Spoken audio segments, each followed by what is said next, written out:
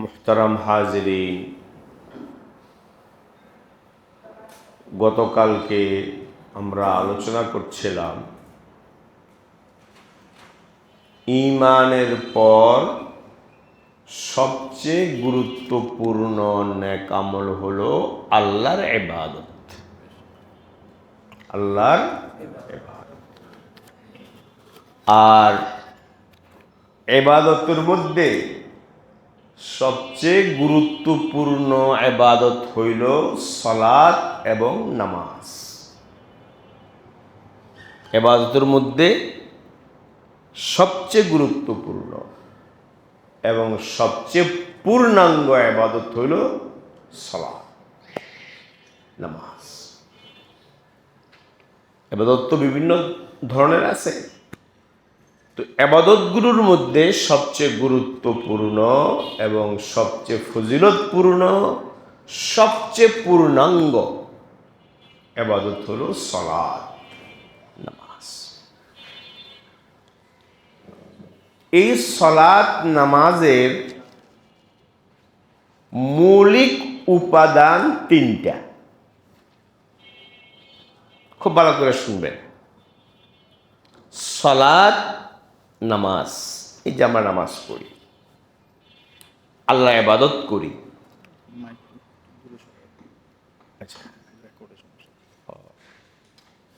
তো এই সালাত এবং নামাজের উপাদান হইল তিনটা, মূল উপাদান তিনটা। এক নম্বর উপাদান হলো, নামাজের এক নম্বর উপাদান হলো আল্লাহ তাআলার বড়ত্ব, মহত্ব, আল্লাহর প্রতি চূড়ান্ত ভালোবাসা এবং ভক্তি প্রকাশ করা। কথা কি বুঝতে পারছেন? নামাজের, সালাতের প্রথম উপাদান হলো আল্লাহর বড়ত্ব, মহত্ব, আল্লাহর প্রতি চূড়ান্ত ভালোবাসা এবং ভক্তি এবং পরম ভয়, আল্লাহর ভয় প্রকাশ করা। নামাজের মধ্যে এটা থাকতে হবে। এটা নামাজের একটা মৌলিক উপাদান। নামাজের দ্বিতীয় উপাদান, সালাতের দ্বিতীয় উপাদান হলো বান্দার আবদিয়ত এবং গোলামি, দাসত্ব প্রকাশ। আমি বান্দা, আল্লাহ আমার মাবুদ, তার জন্য আমি সালাত আদায় করছি। এই সালাতের দ্বিতীয় উপাদান হইল বান্দা আল্লাহর প্রতি দাসত্ব প্রকাশ করা।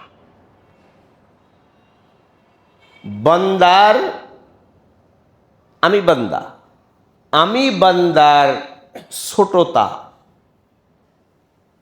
ক্ষুদ্রতা, অক্ষমতা, অসহায়ত্ব আল্লাহর সামনে কি করা? প্রকাশ করা। আমি ছোট, আমার চেয়ে ক্ষুদ্র, আমার চেয়ে অযোগ্য, আত্মকেবল।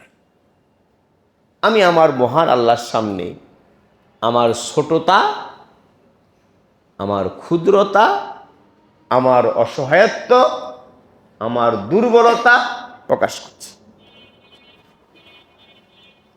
এটা নামাজের, সালাতের দ্বিতীয় মৌলিক উপাদান। খেয়াল রাখবেন। বুঝতে পারছেন সবাই? তৃতীয়, নামাজের তৃতীয় উপাদান, এই উপাদান দ্বারা নামাজ গঠিত। নামাজের তৃতীয় উপাদান হলো মুখের শব্দে। মুখের মধ্যে আমরা কি পড়ি? কেরাত পড়ি, সানা পড়ি, রুকুর মধ্যে সুবহানাল্লাহ পড়ি, সুবহানাল্লাহিল আযীম, সুবহান রাব্বিয়াল আলা পড়ি, তাসবিহ পড়ি।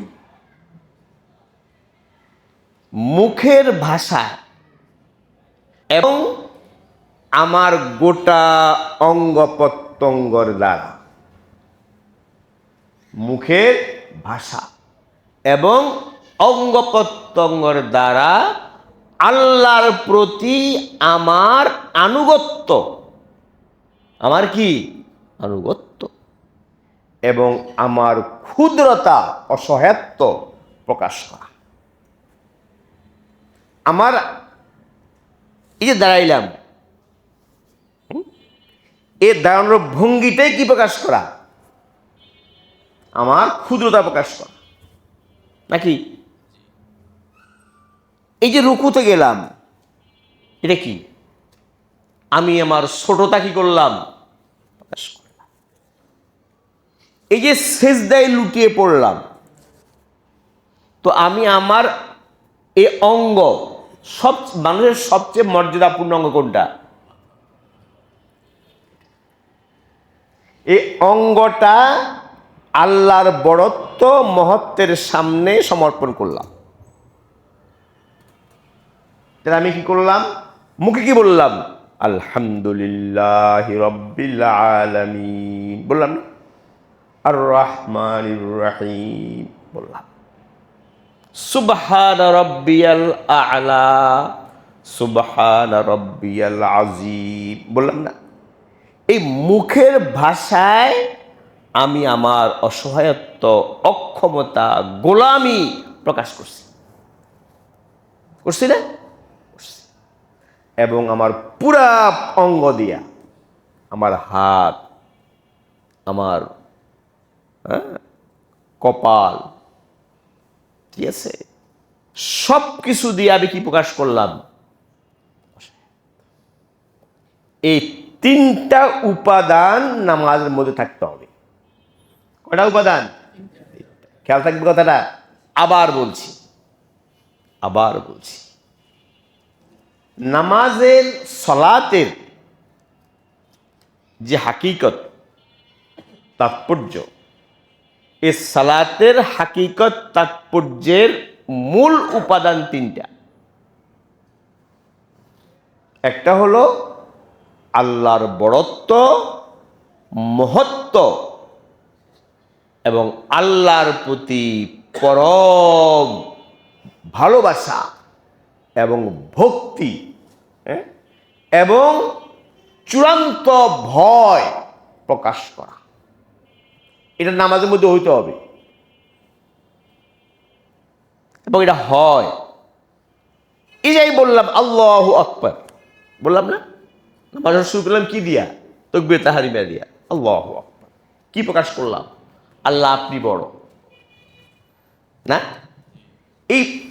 এই কথাগুলো তো বলি, কিন্তু এই কথাগুলো আমাদের অন্তরে উপস্থিত থাকে না, উপলব্ধিতে থাকে না। উপলব্ধিতে না থাকার কারণে ওই নামাজটা রুহানিয়তপূর্ণ নামাজ হয় না। কথা কি বুঝছেন? তো এগুলো এক নম্বর উপাদান।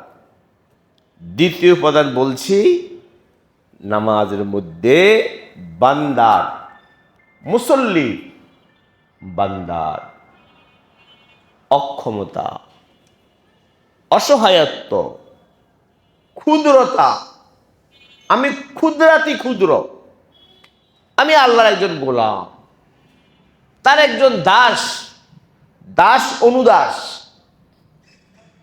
এই নামাজের মধ্যে বান্দার এই ক্ষুদ্রতা, অসহায়ত্ব প্রকাশ করা, এটা দ্বিতীয় উপাদান। তৃতীয় উপাদান হইল মুখে, উচ্চারণে এবং অঙ্গ প্রত্যঙ্গ দিয়েও আমি আমার ক্ষুদ্রতা প্রকাশ করলাম, ছোটতা প্রকাশ করলাম, গোলামি প্রকাশ করলাম, আল্লাহর বড়ত্বের স্বীকৃতি দিলাম। আমার কথা হচ্ছে এই তিনটা উপাদান নিয়ে কি হয়? সালাত। যদি আল্লাহ তাআলা আমাদেরকে আমাদের নামাজের মধ্যে এই তিনটা উপাদান যদি আমাদের উপলব্ধিতে থাকে, অন্তর্গ্রত থাকে, তো ওই নামাজ হবে জীবন্ত নামাজ। কি নামাজ? জীবন্ত নামাজ, প্রাণবন্ত নামাজ, রুহানিয়ত পূর্ণ নামাজ। ওই নামাজ আমার জিন্দিগি, জীবন পরিবর্তন করবে। কথা কি বুঝছেন? এই এক নাম্বার কথা, যে নামাজের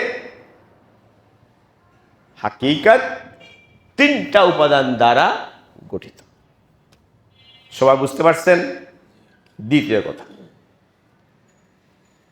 কথা হলো নামাজ, সালাত আরবিতে বলে, আমাদের ফিকহের পরিভাষায় এটাকে বলে ইলমুল ফিকহ।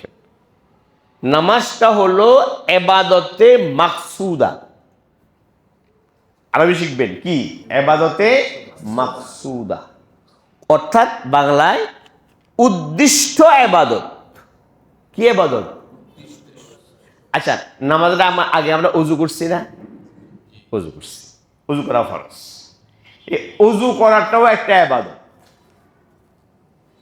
কিন্তু এই ইবাদতটা নামাজের আগে যে ওযুর যে ইবাদত, সে ইবাদতটা উদ্দিষ্ট ইবাদত না। ওই ইবাদতটা হলো নামাজের জন্য মাধ্যম। আমি ওযু করছি কি জন্য? নামাজ পড়ার জন্য। নামাজ ওযু ছাড়া কি হবে না?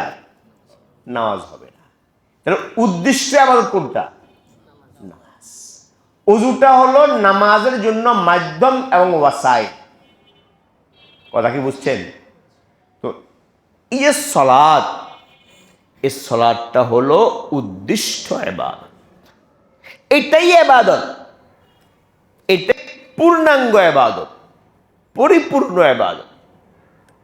সামনে বলবো ইনশাআল্লাহ তো সুযোগ আসলে কিভাবে পূর্ণাঙ্গ হয়। পূর্ণাঙ্গ ইবাদত নামাজ। বলে রাখি, আপনারা হয়তো বুঝবেন না, তারপর আমি বলে রাখছি। সামনে যদি আল্লাহ তৌফিক দেয় আমাদের এটা কোনো বই আকারে ছাপে, তখন আরো স্পষ্ট করব আলেমদের জন্য, এখন করব না। নামাজ একটা ইবাদত, এটা অন্য কোনো ইবাদতের মাধ্যম বা উপকরণ নয়। নামাজটা কি? একটা মূল ইবাদত, অন্য কোনো ইবাদতের কি নয়, এটা মাধ্যম, উপকরণ বা প্রস্তুতি নয়। এটাই উদ্দেশ্য, এবং নামাজটাই লক্ষ্য। অন্য কোনো ইবাদতের জন্য নামাজ উপলক্ষ্য নয়। অনেক বড় কথা বললাম, ইলমের একটা অধ্যায় বললাম, আলহামদুলিল্লাহ। যা গো আমার সামনে একটা স্পষ্ট ছিল না। উপলক্ষ, রাষ্ট্র ক্ষমতা, রাষ্ট্র ক্ষমতায় মুসলমান যাওয়া, ইসলাম যাওয়া, ইসলামী রাষ্ট্র, এই রাষ্ট্র ক্ষমতা এটা নামাজের উদ্দেশ্য নয়।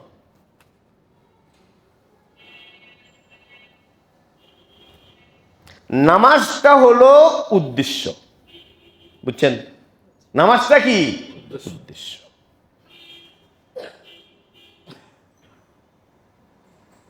রাষ্ট্র ক্ষমতা নামাজ প্রতিষ্ঠার মাধ্যম এবং উপলক্ষ, বুঝছেন? আল্লাযীনা ইন মাক্কান্নাহুম ফিল আরদ আকামুস সালাহ ওয়া আতাউয যাকাত। আমি যদি মুসলমানদেরকে রাষ্ট্র ক্ষমতায় অধিষ্ঠিত করি, তো তার নামাজ কায়েম করবে। তাহলে নামাজ কায়েম করা উদ্দেশ্য, লক্ষ্য, আর রাষ্ট্র ক্ষমতা গ্রহণ করা এটা উপলক্ষ এবং মাধ্যম। মূল উদ্দেশ্য রাষ্ট্র ক্ষমতা নয়, মূল উদ্দেশ্য হলো নামাজ কায়েম করা। কথা কি বুঝছেন?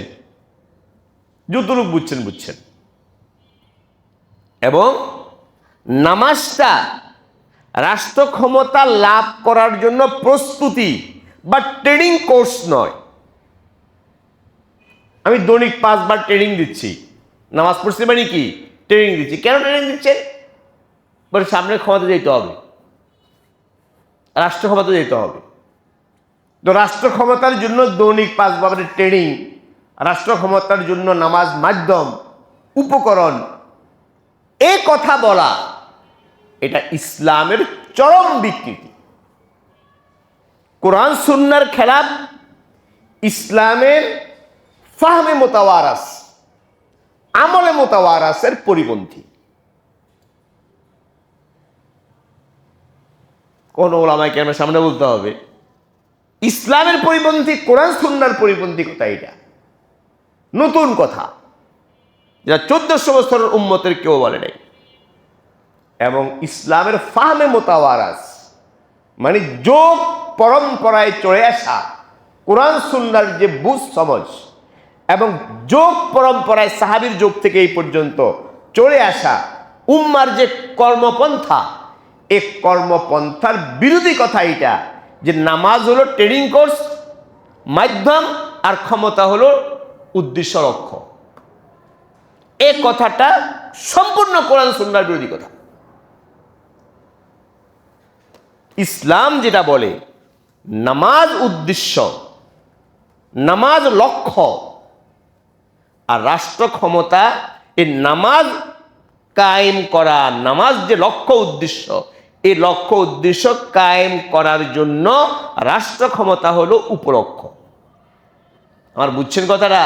রাষ্ট্র ক্ষমতা উপলক্ষ, নামাজ হলো কি লক্ষ্য। বাস এটুকু বলে রাখলাম। ইনশাআল্লাহ যখন এটা বয়াকার হবে তখন আরো দলিল সহ আলোচনা আসবে। এই কথাটা খেয়াল রাখি, নামাজ এটা ইবাদতে মাকসুদা, উদ্দিষ্ট ইবাদত। এটার জন্যই আল্লাহ মানুষকে বানিয়েছেন। রাসূল করিম সাল্লাল্লাহু আলাইহি ওয়াসাল্লাম আশ্চর্য, কিভাবে কি বলে, পাগলের মতো কথা বলে। রাসূল করিম সাল্লাল্লাহু আলাইহি ওয়াসাল্লামের জীবনের লক্ষ্য উদ্দেশ্য, শয়নে স্বপনে হেন জাগরণে নবীজি নামাজ পড়ছেন, ট্রেনিং দিছে।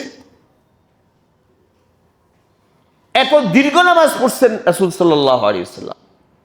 নামাজে এত, তাহাজ্জুদের নামাজে এত লম্বা দাঁড়াইছে, 2 পা মোবাইল গেছে, সহিহ বুখারীতে আছে। ইনতাফাকাত কদমা, পা ফুলে পানি এসে গেছে, এত লম্বা নামাজ পড়ছে। যাক, তো দ্বিতীয় পয়েন্ট, এই কথাটা বললাম, পয়েন্টটা খেয়াল রাখেন। বিশেষ করে তালেব ইলম ভাইরা যারা মাওলানা মৌলভী আছেন তারা। 1 নম্বর বললাম নামাজের মূল উপাদান কয়টা? 3টা। 2 নম্বর বললাম নামাজ সালাত ইবাদতে মাকসুদা, ইবাদতে মাকসুদা, এটাই উদ্দিষ্ট ইবাদত। অন্য কোনো ইবাদতের জন্য নামাজ উপলক্ষ, মাধ্যম, উপকরণ, ট্রেনিং কোর্স কখনোই নয়। রাষ্ট্র ক্ষমতা নামাজ কায়েমের মাধ্যম এবং উপকরণ। রাষ্ট্র ক্ষমতা যদি আসে, তো ইসলাম বলছে, কোরআন বলছে, রাষ্ট্র ক্ষমতা যদি আসে কেউ, তো তার প্রথম দায়িত্ব নামাজ কায়েম করা। তো নামাজ কায়েম করা উদ্দেশ্য, রাষ্ট্র ক্ষমতা কি উপলক্ষ। কথা কি বুঝতে পারছেন? 3 নম্বর কথা বলব, সেটা হলো নামাজ এত গুরুত্বপূর্ণ ইবাদত, এত গুরুত্বপূর্ণ ইবাদত, এত ফজিলতপূর্ণ, এত মাহাত্ম্যপূর্ণ ইবাদত, এই নামাজ কখনোই মাফ হয় না। কি হয় না? মাফ হয় না। নামাজ কখনো মাফ নেই। নামাজ এত গুরুত্বপূর্ণ, এটা কখনো মাফ হয় না। কখনো নামাজ থেকে ছুটি নেই। আমি একটু বলি, ব্যাখ্যা করে বলি আপনাদেরকে, শুনে।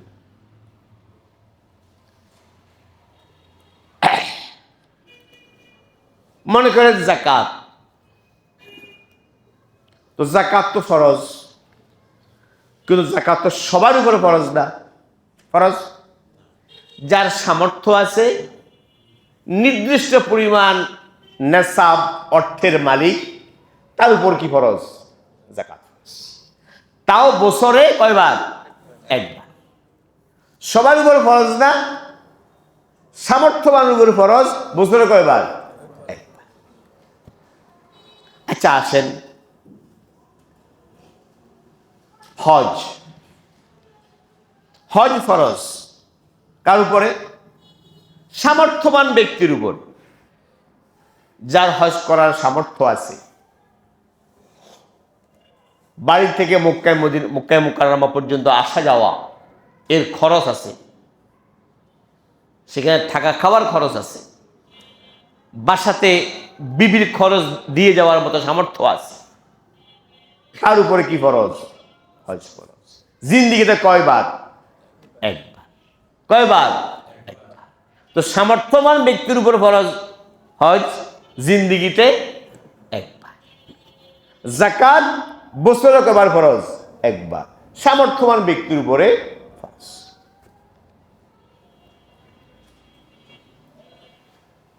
রোজা, এখন রোজা বলছি, রোজা সবার উপরে ফরজ, ধনী দরিদ্র, শিক্ষিত অশিক্ষিত, সবার উপর কি?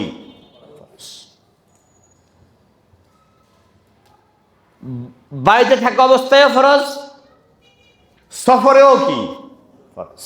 বাকি যদি কেউ সফরে না পড়তে চায়, রোজা রাখতে চায় কষ্টের কারণে, তো ঠিক আছে, সফরে রাখিও না, অনুমতি আছে, পরে বাড়িতে এসে কি করবা? কাজা করবা। কোনটা? রোজা। রোজা সফরে রাখা কি না? অবশ্য ফরজ না রোজা। এখন আসেন নামাজ। নামাজ ওগুলো তো ইবাদত, নামাজও কি ইবাদত। নামাজ ধনী দরিদ্র, শিক্ষিত অশিক্ষিত, নারী পুরুষ নির্বিশেষে সকলের উপর, বাইরে থাকা অবস্থায়, সফরে থাকা অবস্থায়, সুস্থতায় অসুস্থতায়, সর্বহালে দৈনিক 5 বার পড়া কি ফরজে আইন। ফরজে আইন। দৈনিক কয়বার? 5 বার। আমি সফরে গেছি, নামাজ কি মাপ? পরে কাজা করলে হবে? কাজা রাস্তা নেই, এখানে পড়তে হবে, সফরে পড়তে হবে। রোজার ব্যাপারে আছে, সফর রোজা রাখলো না, পরে কাজা করলো, আছে। কিন্তু নামাজ ব্যাপারে কি নেই? নামাজ সফরে পড়তে হবে। আচ্ছা, অসুস্থ আপনি, সুস্থ অবস্থায় পড়তে হবে, অসুস্থ অবস্থায় কি করতে হবে? আমি সুস্থ দাঁড়াইতে পারি, দাঁড়াইয়ে পড়বো। আমি অসুস্থ বসে পড়তে পারবো, বসে পড়বো, মাপ নাই, ঠিক আছে, বসে পড়বো। আমি ইশারায় পড়তে পারি, ইশারায় পড়বো, মাপ নেই। আমি বসতেও পারি না, এত অসুস্থ। শুয়ে আছি, আমার হোশ আছে, তো শুয়ে নামাজ পড়তে হবে ইশারা করে। রুকু সাজদা রাখবে না, ইশারা করো, শুয়ে আসো। তাইলে নামাজ সুস্থতায় অসুস্থতায়, সফরে হজরে, নারী পুরুষ, সবার জন্য বছরে একবার, মাসে একবার, প্রতিদিন কয়বার? 5 ওয়াক্ত নামাজ পড়া কি ফরজে আইন। বুঝতে পারছেন নামাজ কি পরিমাণ গুরুত্বপূর্ণ? আচ্ছা, বুঝতে পারেন, আর একটু বুঝিয়ে বলি। ফেকাতে আছে এগুলো, আমাদের ফেকাতে আছে, খবর তো নেই, আমাদের ছাত্র বাত্ররা খবর নেই, মৌলবীদের খবর নেই, বুঝতে পারবে না, বলো না, শুনেও না। এখন সব বেসে যাচ্ছে ফিতনার মধ্যে, বিশেষ করে মওদুদি ফিতনা দিয়া। হাদিস আমাদের ফিকহ কিতাবে আছে, ইমামেরা বলছেন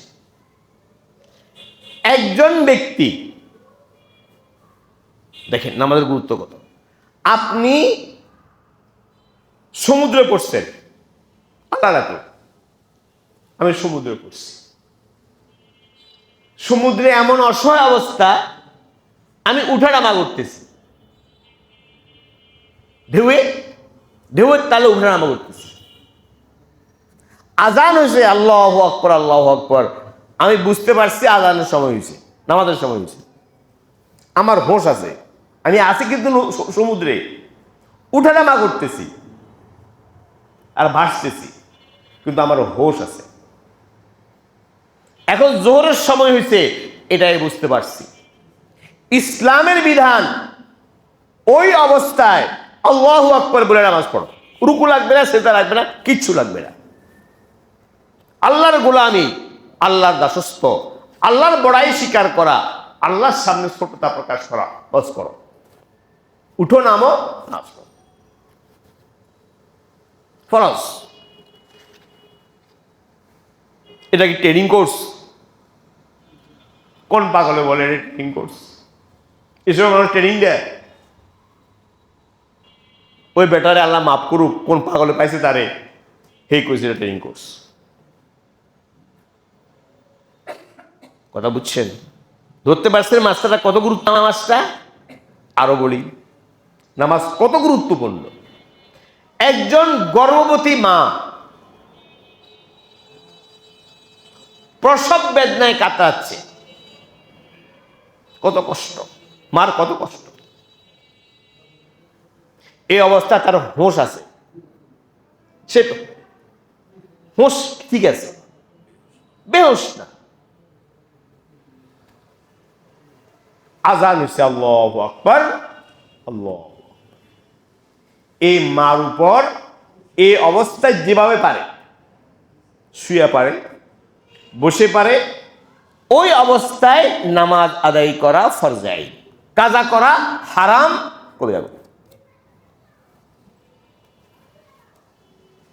আমার কথা বুঝছেন? আরো বলি, আর একটু আগায় বলি, আমাদের ইমাম 1400 বছরের ইমাম ওলামায়ে কেরাম কি বলছেন? একজন গর্ভবতী মা বাচ্চা হচ্ছে, বাচ্চা হওয়ার পর তো নেফাস হয়, আপনারা বুঝেন, সাপ যায়, তো নেফাস সময়ে তো নামাজ মাপ। কিন্তু ওই মার, গর্ভবতী মার বাচ্চা অর্ধেক ভিতরে অর্ধেক কি বাহিরে, মা কষ্ট করতেছে, হয় না বাচ্চাদের? বাচ্চা বের হচ্ছে না, ওই অবস্থা, কঠিন অবস্থায় মার হোশ আছে,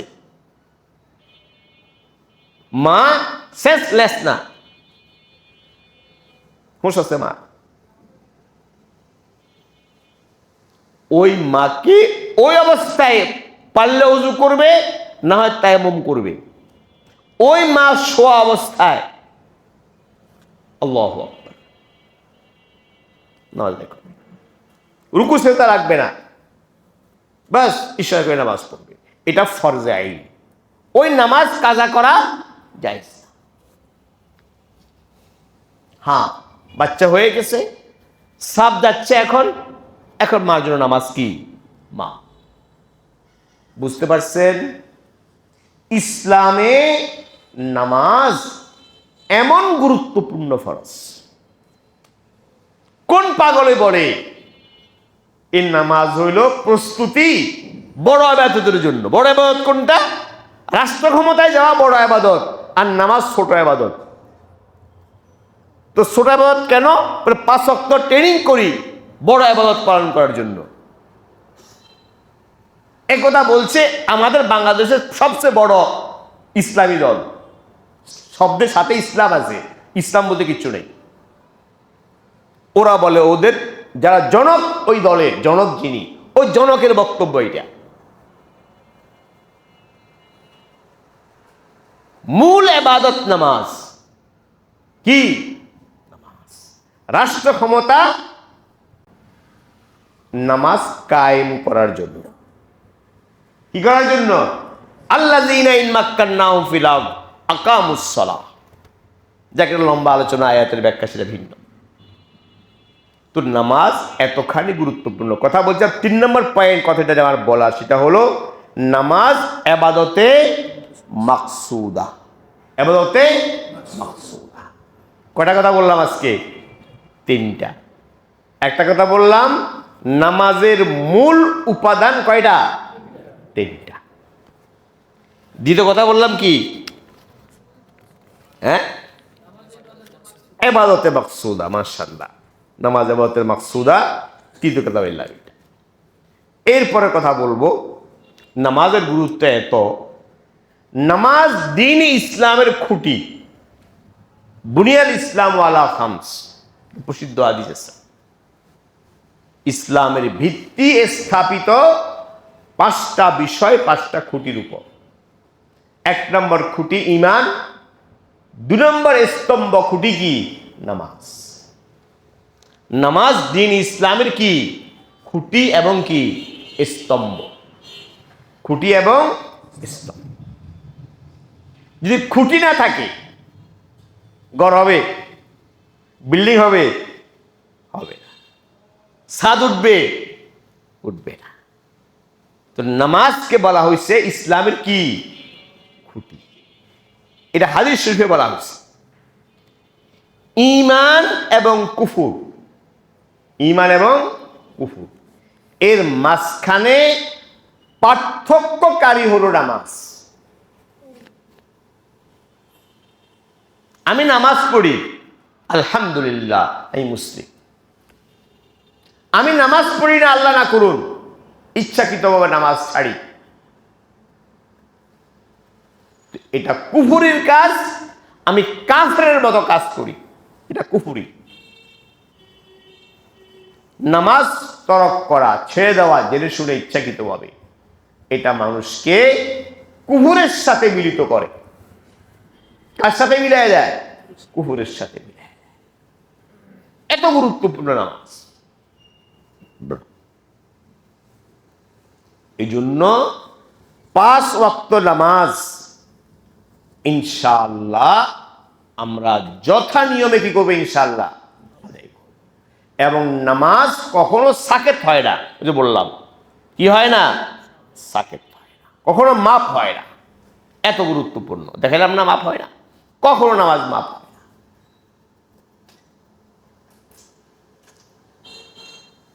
হাদিস শরীফে রাসূল করিম সাল্লাল্লাহু আলাইহি ওয়াসাল্লাম ইরশাদ ফরমাইছেন, আস-সালাতু ইমাদুদ্দিন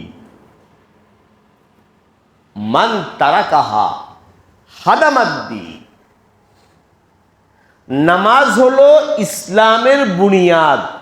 কি? ইসলামের বুনিয়াদ, ভিত্তিমূল। কি বলে এটাকে জানি ইংরেজিতে? ফাউন্ডেশন। আরেকটা জানি বলে, কি জানি বলে। হ্যাঁ, যাই হোক। তো নামাজ হলো ইসলামের বুনিয়াদ, ভিত্তিমূল, ফাউন্ডেশন। যে নামাজ তরক করলো, ছেড়ে দিল, হাদামাদ্দিন, সে দিন বরবাদ করল।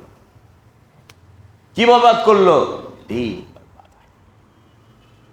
নামাজ এত গুরুত্বপূর্ণ, এত গুরুত্ব।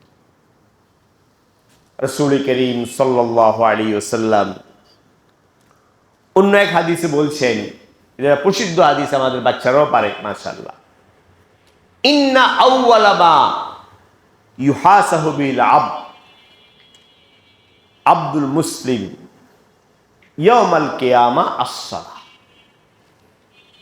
কিয়ামতের ময়দানে একজন মুসলিম বান্দার প্রথম হিসাব হবে নামাজ সম্পর্কে। কি সম্পর্কে? নামাজের যত্নবান করছো, যত্ন করছো কিনা, এহতেমাম করছো কিনা, নামাজের ত্রুটি করছো কিনা, অবহেলা করছো কিনা, গাফলত করছো কিনা। প্রথম হিসাব হবে কিসের?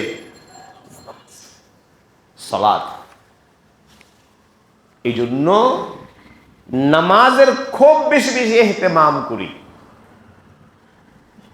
খুব এহতেমামের সাথে মনোযোগের সাথে নামাজ আদায় করি ইনশাআল্লাহ। হযরত আবু দারদা রাদিয়াল্লাহু তাআলা আনহু থেকে, সাহাবী আবু দারদা, ওনার উপাধি হলো হাকিমুল উম্মত। হাকিমুল উম্মত আবু দারদা রাদিয়াল্লাহু তাআলা, তার থেকে বর্ণিত, তিনি বলছেন আওসানি খালিলি সাল্লাল্লাহু আলাইহি ওয়াসাল্লাম। দেখেন কি মায়ার শব্দ, মায়াবী শব্দ। কি বলতেছে?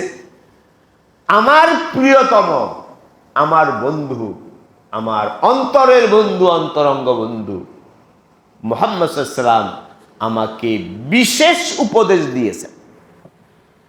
ওসিয়ত করেছেন মানে কি? তাকিদি উপদেশ দিয়েছেন। কি উপদেশ দিয়েছেন? এক নম্বর, আল্লাহ তুশরিক বিল্লাহি শাইআ ওয়া ইন হুররিকতা ওয়া কুত্তিতা। বলছেন আবু দারদা, যদি তোমাকে আগুনে নিক্ষেপ করা হয়, আল্লাহ, জ্বলন্ত আগুন, অগ্নিকুণ্ড, এতে নিক্ষেপ করা হয়, এমনকি তোমার শরীর, দেহ, অঙ্গ কেটে কেটে টুকরা করা হয়, তারপরও আল্লাহর সাথে গায়রুল্লাহকে শরীক করিও না। কি? আল্লাহর সাথে গায়রুল্লাহকে শরীক করিও না, শিরকের অপরাধ করিও না। শিরক করলে ঈমান থাকে না, শিরক করবা না, শিরকের কাছে যাবে না। এক নম্বর ওসিয়ত। দুই নম্বর ওসিয়ত করছেন, লা তাতরুক সালাতান মাকতুবাতান মুতাআম্মিদান। জেনে শুনে ইচ্ছাকৃতভাবে ফরজ নামাজ তরক করিও না। ভুলে হয়ে গেছে, ভুলে গেছি, অনিচ্ছাকৃত হয়ে গেছে, এমন অবস্থা নামাজ পড়ার সময় নেই, সুযোগ নেই, সেটা তো আল্লাহ দেখবেন, মাফ করে দেবেন। ইচ্ছাকৃতভাবে জেনে ছুড়ে নামাজ তরক করিও না, এই উপদেশ দিয়েছেন নবীজি কাকে? আবু দারদা রাদিয়াল্লাহু তাআলা। কারণ যে ব্যক্তি ইচ্ছাকৃতভাবে নামাজ তরক করে, ফাকাদ বারিয়াত মিনহু জিম্মাতুল্লাহ, আল্লাহ, ওই ব্যক্তি যে নামাজ তরক করে ইচ্ছা করে, ওই ব্যক্তি আল্লাহর জিম্মাদারি, আল্লাহর নিরাপত্তা, আল্লাহর দেওয়া সুরক্ষা, আল্লাহর দেওয়া নিরাপত্তা, আল্লাহর দেওয়া জিম্মাদারি সুরক্ষা থেকে সে বের হয়ে গেল। আল্লাহর কোনো দায় দায়িত্ব ব্যাপারে নাই, এ ব্যাপার নাই। আল্লাহ, কি পরিমাণ ধমকি! ইচ্ছাকৃত নামাজ তরক করি না। আল্লাহ, আজকালকে আমরা মুসলমানদের কি অবস্থা! নারী পুরুষ মুসলমান সবাই চিন্তা করি, নবীজির জমানায় যারা মুনাফিক, মুসলমান তো দূরের কথা, যারা মুনাফিক তারা পর্যন্ত নামাজ তরক করার, মসজিদে না আসার কল্পনা করতে পারত না, তারাও মসজিদে আসত। আর আজকে মুসলমান, নামের মুসলমান, আমরা কয় পার্সেন্ট মুসলমান নামাজ পড়ি? দেখতেও দেখা যায় কত মুসল্লি, কত মসজিদ ভরে গেছে, কিন্তু আসলে কয় পার্সেন্ট বলেন তো দেখি? চিন্তা করছেন? মানে ঈমানের পরে সবচেয়ে গুরুত্বপূর্ণ ইবাদত যেটা, সেটাই মুসলমান কি দিচ্ছে? বিসর্জন দিচ্ছে। ওই মুসলমান অপেক্ষায় আছে আল্লাহ আবাবিল পাঠাবে। হ্যাঁ, ফিলিস্তিন রক্ষার জন্য, ইসরায়েলকে ধ্বংস করার জন্য আল্লাহ আবাবিল পাঠাবে। আল্লাহ তোমার জন্য আবাবিল পাঠাবে না। নামাজ পড়ো না, কিসের আবাবিল পাইবা?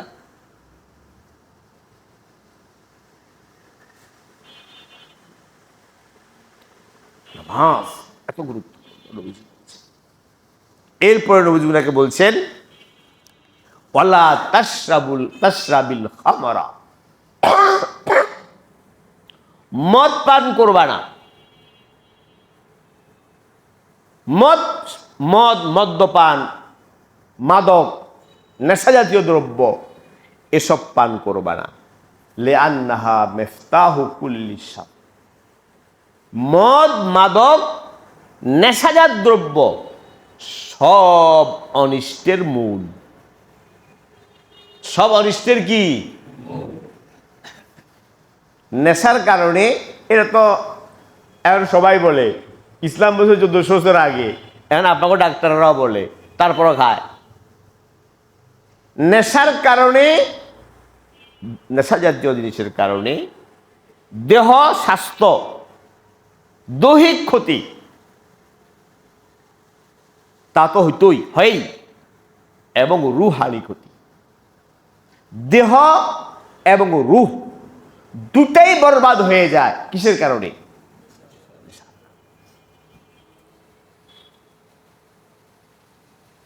এত খারাপ জিনিস। উম্মুল খাবায়েস নেশাকে বলা হয়েছে। নেশা হলো সব অপকর্মের মা, মূল। নবীজি বলছেন খবরদার নেশার কাছেও যাইবা না। তো উদ্দেশ্য হলো নামাজের কথা বলা। নামাজ যেন আমরা নিয়মিত আদায় করি, নিয়মিত পড়ি। নবীজি সাল্লাল্লাহু আলাইহি সাল্লাম অন্য হাদিসে ইরশাদ ফরমাইছেন মান তারাকাস সালাতা মুতাআম্মিদান, বিভিন্ন আলফাজ আছে সেখানে। মান তারাকাস সালাতা মুতাআম্মিদান ফাকাদ কাফার, খারাজা মিনাল মিল্লাহ, যে স্বেচ্ছায় সজ্ঞানে নামাজ ছেড়ে দেয় সে ইসলামের গণ্ডি থেকে বের হয়ে যায়। আল্লাহ,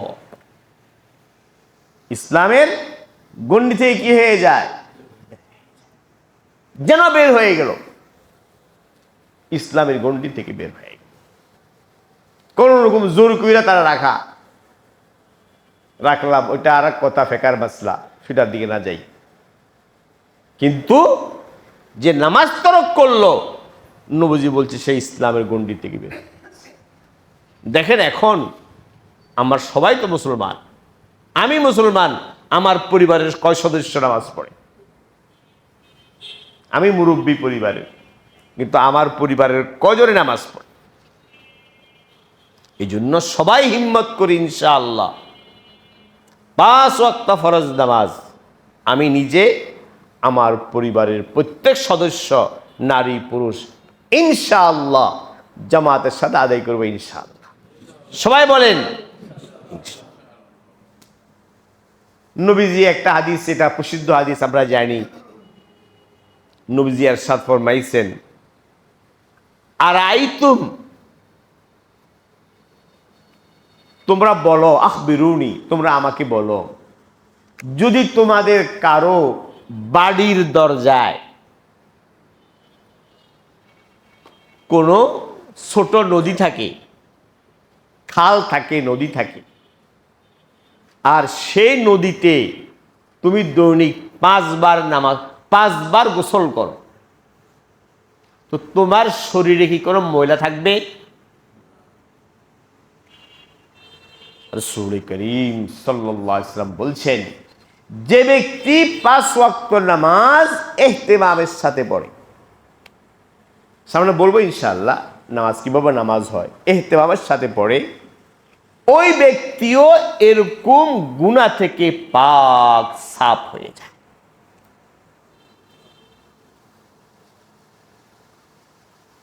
এত ফজিলত নামাজ। আরেকটা হাদিসে নবীজি বলছেন একদিন শীতকাল ছিল, খারাজা ফি জামানাশ শীতা, নবীজি শীতকালে, যে আমাদের শীতকাল গেল কয়দিন আগে, এখন তো বসন্ত শুরু হয়ে গেছে না শেষ হয়ে গেছে আল্লাহ জানে।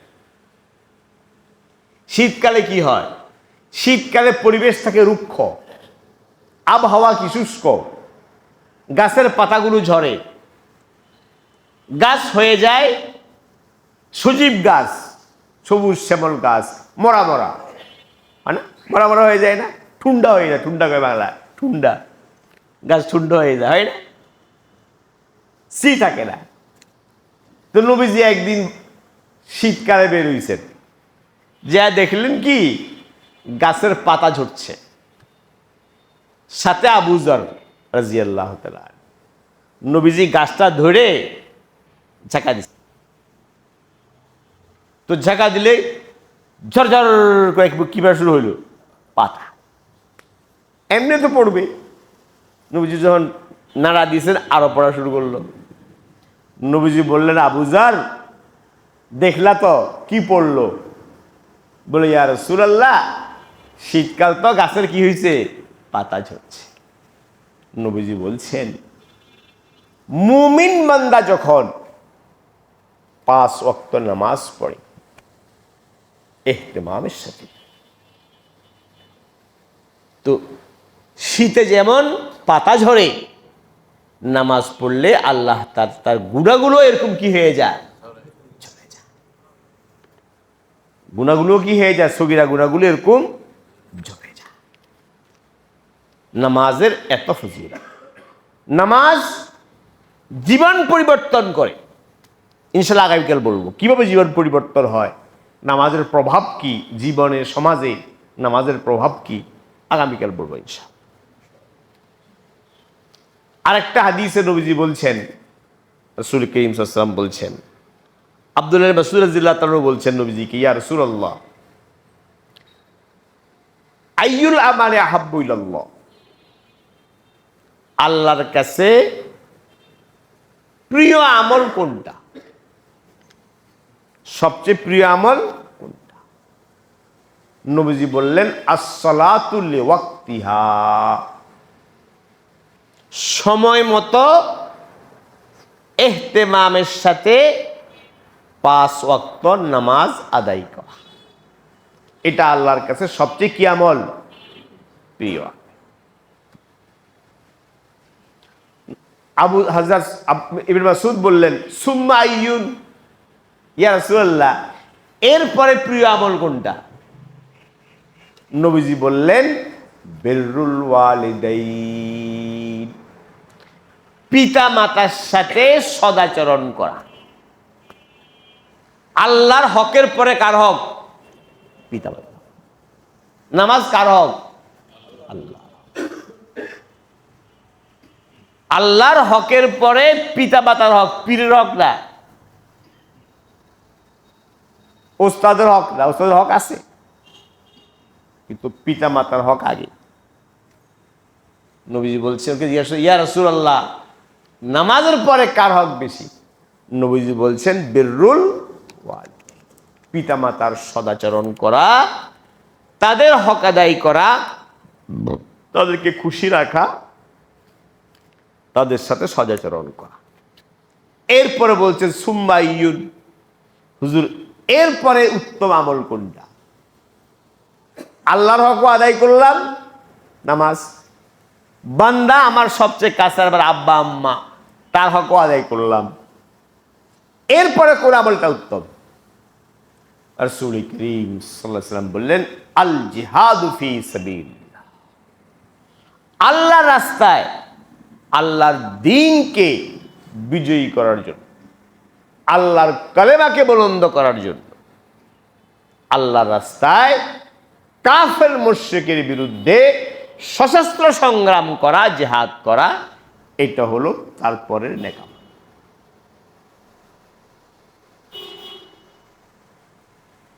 তো সবচেয়ে বড় নেক আমল কোনটা?